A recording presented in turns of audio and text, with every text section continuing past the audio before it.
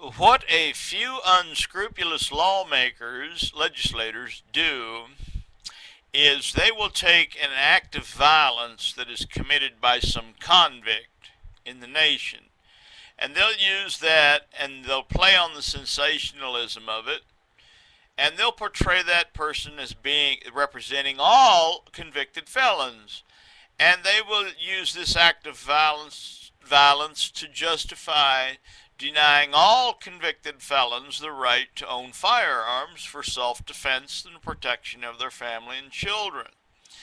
And the they do this. This is just simply wrong because the few convicted felons who commit crimes of violence and are on the edge of mentally ill are just that. They are few in numbers. Um, and these legislators who pass laws denying all ex-felons the right to own firearms, they're doing this, and they're doing it based on just the actions of one or two convicted felons out of hundreds of thousands of us. When the statistics prove that once a convicted felon stays out of trouble for 5 years, that group of people, 90% of these never return and get in trouble again with the law. They live in honest lives, yet their lives are in danger because they cannot defend their lives with firearms. All because of a few underhanded lawmakers who use only a very few instances of violence by felons. And by the way, the group of felons that are committing all this violence are the group that gets out of prison and does so within the first 18 months of them getting out.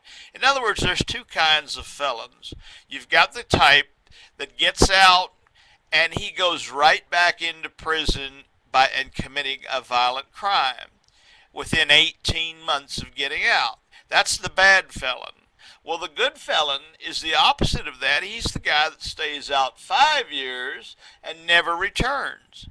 And 70% of those who return do so within 18 months. And 80% of those who stay out 5 years stay out for good.